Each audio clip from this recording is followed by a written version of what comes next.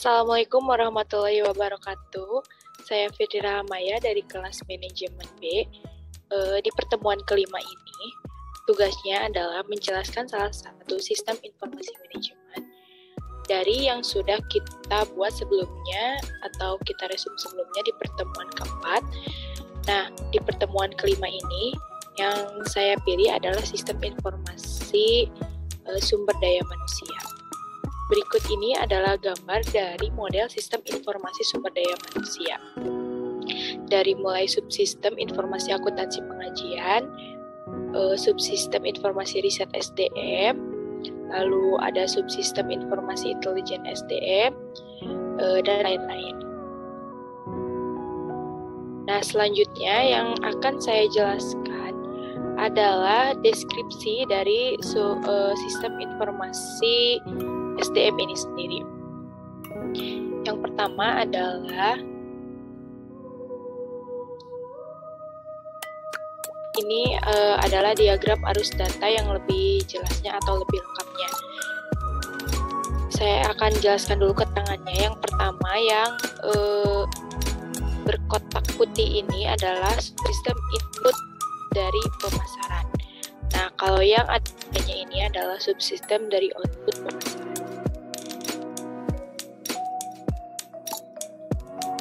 Nah, bagaimana deskripsi dari bagian tersebut? Yang pertama ada sistem informasi akuntansi penggajian. Nah, ini di 4.1, berarti ini input ya. Sistem informasi akuntansi memberi data keuangan yang berhubungan dengan SDM perusahaan. Tanggung jawab untuk semua aplikasi penggajian ada pada bagian SDM. Data keuangan ini dikombinasikan dengan data non-keuangan untuk mendapatkan gambaran yang lengkap tentang SDM. Data keuangan SDM dimulai sejak seorang karyawan diangkat menjadi karyawan sampai dengan karyawan tersebut pensiun atau keluar dari perusahaan sebagai karyawan.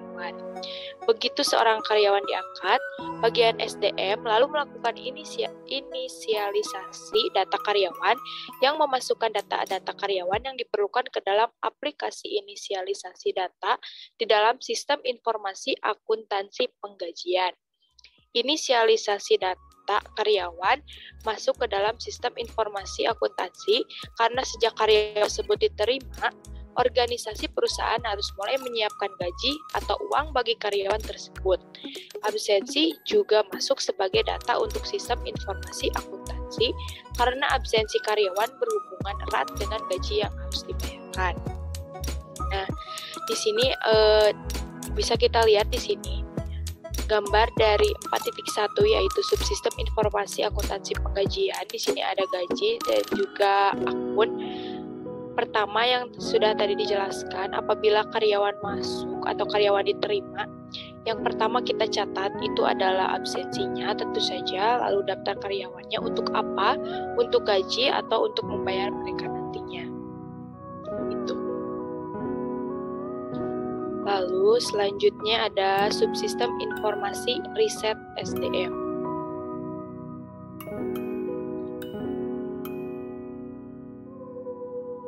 Subsistem informasi riset SDM sendiri, riset lebih mendalam tentang pekerjaan yang harus dikerjakan dilakukan oleh subsistem riset SDM. Jadi apa pekerjaan yang harus dilakukan oleh karyawan ini ada dalam subsistem informasi riset SDM. Riset ini dilakukan untuk mendapatkan informasi yang diperlukan dalam rangka mengelola SDM. Beberapa riset SDM yang sering dilakukan adalah yang pertama, riset tentang suksesi. Riset ini ditujukan untuk mencari orang-orang yang cocok untuk menduduki jabatan tertentu di suatu organisasi perusahaan. Sistem informasi harus menampung data yang berkaitan dengan SDM yang bekerja di perusahaan, masa kerjanya, pengalaman, serta keahlian yang dimilikinya. Berdasarkan informasi yang diperoleh, maka seseorang dapat dipromosikan untuk menduduki jabatan tertentu. Analisis dan evaluasi jabatan. Riset ini dilakukan untuk mengetahui kesesuaian antara pekerjaan yang harus dilakukan dan keahlian yang harus dimiliki oleh seseorang yang memiliki jabatan tertentu. Selanjutnya adalah riset keluhan. Riset ini ditujukan untuk mengetahui berbagai keluhan yang disampaikan oleh karyawan suatu organisasi. ini adalah masih masuk ke dalam input ya, input sistem informasi manajemen SDM. Selanjutnya ada subsistem informasi intelijen SDM.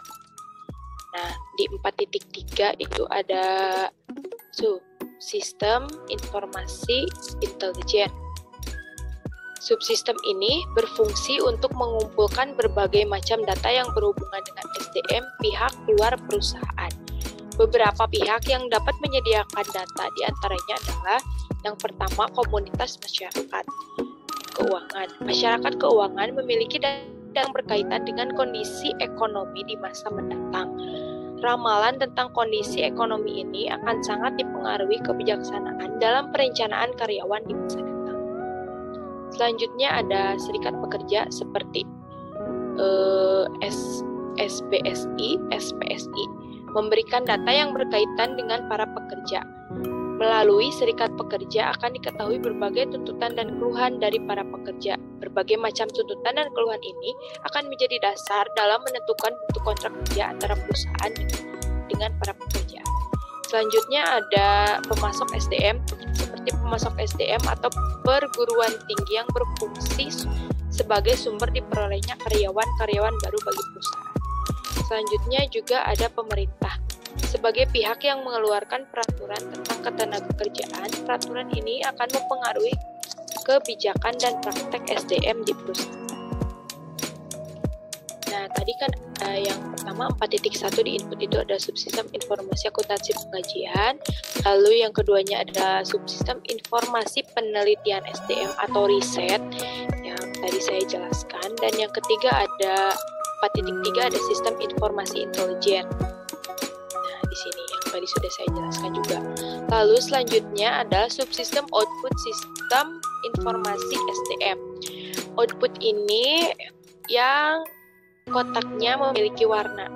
Ada 4.4, 4.3 juga ada, 4.5, 4.6, dan 4.7. Di situ ada subsistem informasi perencanaan tenaga kerja atau perencanaan SDM ya. Di 4.3 itu ada subsistem informasi perencanaan SDM. Subsistem informasi perencanaan SDM adalah sistem informasi yang menghasilkan informasi tentang kondisi SDM saat ini dan kebutuhannya di masa yang akan datang seperti jumlah, jenis, dan kualitasnya, lowongan pekerjaan yang ada, dan rencana penambahan atau pengurangan karyawan di bagian tertentu. Nah, bisa kita lihat di 4.3 subsistem informasi perencanaan SDM. Di sana juga terhubung ke riset atau penelitian SDM tentang tadi juga ada kebutuhannya di masa yang akan datang ataupun keluhannya karyawan. Jadi di sana kita bisa menghasilkan suatu keputusan apa ada rencana penambahan atau pengurangan karyawan. Ini informasi perencanaan SDM di sini ada lingkungan perusahaan juga termasuk. Lalu selanjutnya ada subsistem informasi penerimaan pegawai atau di 4.4 itu ada subsistem informasi penerimaan karyawan. Digunakan untuk menelusuri lamaran-lamaran sebelum diterima dan juga digunakan untuk mencari tenaga kerja yang tersedia yang cocok untuk menempati suatu jabatan tertentu. Jadi ini merupakan informasi penerimaan pegawai yang digunakan untuk menelusuri lamaran-lamaran sebelum diterima. Sama dengan riset yang tadi ya. Lamaran masuk di situ di bagiannya ada lamaran masuk. Lalu di sini ada SDM juga. Jadi ini digunakan untuk menelusuri sama dengan riset sepertinya. Selanjutnya ada subsistem informasi kompensasi. Digunakan di sana ya 4.6. Digunakan untuk mengkompensasi karyawan atas apa yang telah mereka kerjakan. Pada kebanyakan perusahaan, sistem pengkajian merupakan bagian dari SISDM.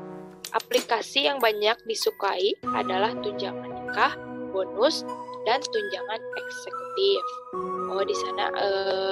Di sana juga ada terhubung ke gaji ya, yang tadi di di subsistem informasi akuntansi penggajian juga terhubung ke subsistem informasi kompensasi. Di sana juga terkait dengan tunjangan-tunjangan karyawan. Selanjutnya adalah subsistem informasi benefit. Di dalamnya meliputi aplikasi yang mendukung baik SDM yang masih bekerja atau sudah pensiun. Selanjutnya ada subsistem informasi lingkungan, memiliki tanggung jawab dalam melaporkan kebijakan SDM perusahaan dan melaporkan kepada pemerintah. Subsistem ini menyimpan catatan kesehatan SDM, perkembangan karir, dan lain-lain. Itu ada di subsistem informasi lingkungan. Selanjutnya ada pengendalian hak pemakai. Ada pemakai di sana. Nah, di sini di kotak yang ini yang putih adalah pemakai.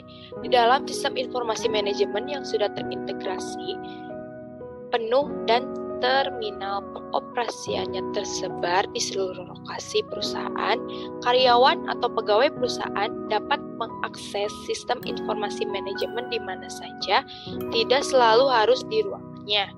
Boleh tidaknya seseorang mengakses aplikasi tertentu dari sistem informasi manajemen sangat tergantung kepada hak yang diberikan sesuai dengan tugas atau job description atau position description yang diberikan oleh organisasi.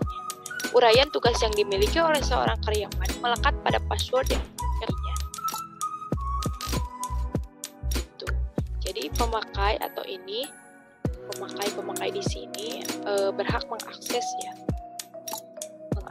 sistem informasi manajemen yang ada di organisasinya atau di tempatnya. Itu mungkin yang bisa saya sampaikan, karena saya hanya menyampaikan satu, sistem informasi sumber daya manusia. Terima kasih, mohon maaf apabila ada kekurangan dan kesalahan. Saya Fitri Hamaya dari kelas manajemen B. Wassalamualaikum warahmatullahi wabarakatuh.